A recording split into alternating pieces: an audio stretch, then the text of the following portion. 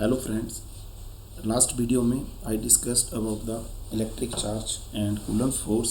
That means how to calculate the force between the two electric charge. Now today we have to discuss how to calculate the force between the two different charges present. That is why using the principle of superpositions. So let's start today's video. Now if the number of charges are present in a system, then we have to calculate the total force by the principle called principle of superposition. Now according to this principle, the total force of any charge due to number of other charges is equal to the vector sum of forces due to individual charges. That means that we take the number of charges, say q1, q2, q3 and qn, and we have to calculate the force on the charge given q0. So r1, r2, r3 and rn, these are taken as the position vectors, and the distances of charges q1, q2, q3 and qn from the q0 are taken as r1, r2, r3 and so on rn. So according to this principle, the total force acting on the charge, that is F is equal to F01 vector plus F02 plus up to so on F0n. That means the total force is equal to the vector sum of individual forces acting on it. So F is equal to 1 by 4 pi epsilon naught q0 q1 upon r0 1 square, r0 1 unit vector, plus q0 q2 upon r0 2 square, r0 2 unit vector and so on. So total force we can calculate using the principle of superpositions. That will be applicable in the different examples we will discuss later on. Now before that, there are some limitations you can memorize for 1 marks. What are the limitations of Coulomb's law? So there are basically two limitations. First is it is only applicable for point charges only. Means that if the charges are continuous distribution, we cannot directly apply the Coulomb's law on it. And second, it is only applicable to the stationary charges, means it is not applicable to moving charges. So Coulomb's law is only applicable to point charges and stationary charges. Next, continue. How to calculate the force due to the different continuous charge distribution? Yesterday in the last video I discussed about the three types of charge distributions: linear charge distribution, surface charge distribution and volume charge distribution. So first, how to calculate the Coulomb's force acting due to the linear charge distribution. So if we take a charge is distributed not as a point charge but is on the line, say whole line, this the charge is distributed over this line, then what we have to calculate the force at point say q0 due to the this charge distribution. The charge is distributed over this line, that is we take the positive charge say distributed over this line. Okay, so we have to calculate the force acting at that point charge q0. So in order to calculate the force due to this linear charge distribution, we take the small charge element say dq, small length dl, which is at position vector r. Let r0 is the position vector of charge q0. So small force acting due to this small charge dq at the point q0 is df, that is 1 by 4 pi epsilon naught q0 dq divided by r0 minus r vector modulus square r0 unit vector.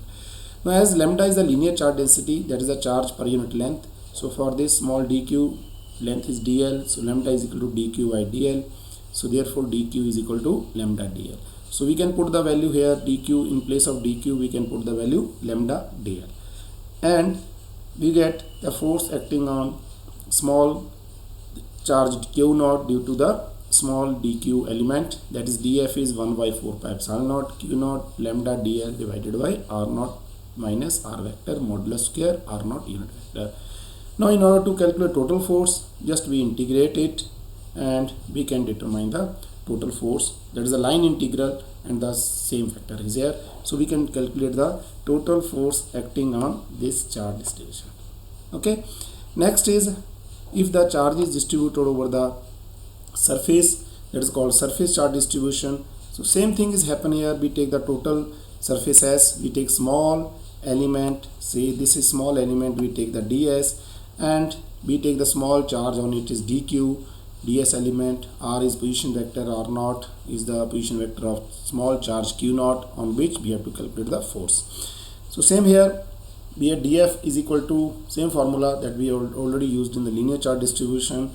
Only change is that here is the surface charge density, that is dq by ds. So dq is replaced by sigma ds. That is the only difference between these two results, and all other factors, that is total f, that is equal to surface integral of q naught sigma ds divided by r naught minus r vector modulus square r naught unit vector.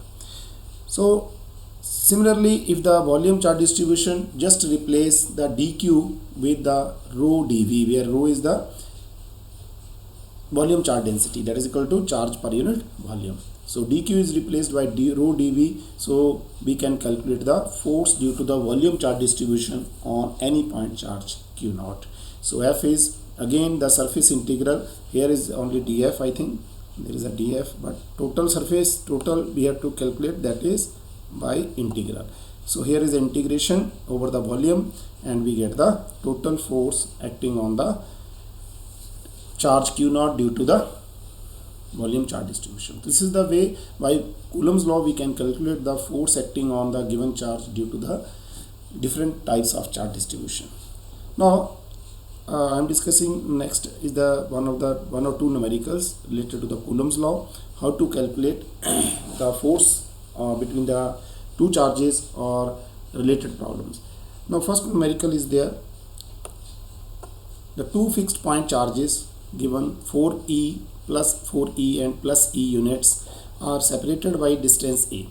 Where should be the third point charge replaced for it to be placed for it to be in equilibrium? So it means here from here we take the two charges. One charge we take the q1, that is plus 4e here, and another charge we take q naught, that is equal to plus e, that will be taken here, and r that we take a is the distance given, that is already given to you, that is the a is the distance between the two charges. Let me take the third charge, will we take q naught, say q, the third charge we take the q, that will be placed at a distance r from the charge q1. So this remaining distance is a minus r, because a is the total distance and r is the, we take the distance of charge q, so that the system is in equilibrium. That is the condition is given. So the system is in equilibrium, it means the force acting on this small charge q due to q1, that we take f1, because it is a repulsion force, and similarly force acting on q due to q2, that is f2, that must be, they are in opposite direction, that must be equal in magnitude. Only then the system will be in equilibrium. So we just put the condition, the system is in equilibrium, it means f1 magnitude must be equal to f2 magnitude. So we just apply the Coulomb's law here, 1 by 4 pi epsilon naught q1 q, here q1 q divided by r square is equal to 1 by 4 pi epsilon naught q2 q divided by a minus r2 whole square, distance square. And here we can check, that is a q cancel both, and 1 by 4 pi epsilon naught cancel here, and q1 here q2. So on the left hand side, what is q1, that is equal to plus 4e, we put the value plus 4e, and q2 that is equal to plus e, so we put the value plus e divided by r square, and here e minus r square. Now again here e cancelled, and just we take the cross multiply and taking their roots. So 4e divided by, e is also cancelled here, I think, so it is wrongly here placed here, so e is cancelled here. Only 4 root divided by r square is equal to root of 1 minus a square, and 2 divided by r, root taken 2 by r is equal to 1 upon a minus r, and cross multiply, simply we get the r value, that is equal to 2a by 3. So this is the distance at which if the third charge q will be placed, then the system must be in equilibrium. This is one of the example. Let's discuss the another numerical, other example based on the principle of superposition. So here the two opposite corner of the square having charge plus q is the two opposite corner, a corner and corner c, that is a charge capital Q, each and other two opposite corners of same square carrying charge small q. So we take the B and D corners carrying charge small q. If the resultant force on Q is 0, so we take this Q is be taken the point BQ. If the resultant force is on the Q, any Q you can take, it's 0, how Q, capital Q and small q related. So condition is given that the resultant force on Q is 0. So it means we have to calculate the force on small q due to all the other three charges present at point A, C and D. That means capital Q and small q present at ACD. What is the total force on charge small q which is present at point B? So you can see the diagram. First we have to draw the diagram completely. We have to show the directions, because in vector algebra, whenever we have to apply the Coulomb's law, due to the number of charge distributions, more than two charges, either two charge distribution or more than two, we have to show the directions. Because in the vector algebra, first we have to show the direction of forces. So see here, all the charges are positive charges. It means they are repelling the charge q, small q. So at the point A, plus q charge is there. So let me take the force acting is F1. Similarly, at the point C, there is again capital Q charge, say force is acting F2 vector, and force due to the small q placed at point D on small q placed at point B is say F3. And these are the three forces acting on small q charge due to the all these charges. So once we show the vectors, direction of forces, then we have to write the magnitudes of the all these forces. So main magnitudes, now here is only modulus will becomes, because it is the magnitude F1, that is equal to 1 by 4 pi epsilon naught q, small q, capital Q divided by x square. Distance is x be taken because it is a square. And similarly F2 magnitude, that is equal to 1 by 4 pi epsilon naught capital Q, small q divided by x. Both magnitudes are same, F1 and F2, because they are same charges and same magnitude charges, same distance, both magnitude is same. But F3, that is equal to modulus, that is equal to 1 by 4 pi epsilon naught small q, that is this charge, that is due to this force F3. But this distance you can calculate in the right angle triangle. So x is here, x is square, you can calculate it is root of 2x. Okay, root of 2x square. So it means root of 2x only. Sorry. It is the root of 2x, and root of 2x, it is a square here. So resultant of, now you can check from the diagram, resultant of F1 and F2.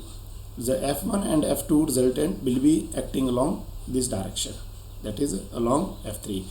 Okay, so resultant of F1 and F2, let me take it as a resultant is F4. So F4 you can calculate because both are at angle 90 degree. So we can use the triangle of parallelogram law of vector addition, that is F4 is equal to F1 square plus F2 square plus 2F1 F2 cos 90. So cos 90 is 0. So that is, we get only root of 2 F1, and F1 and F2 both are same, so you can write only root of 2 F1.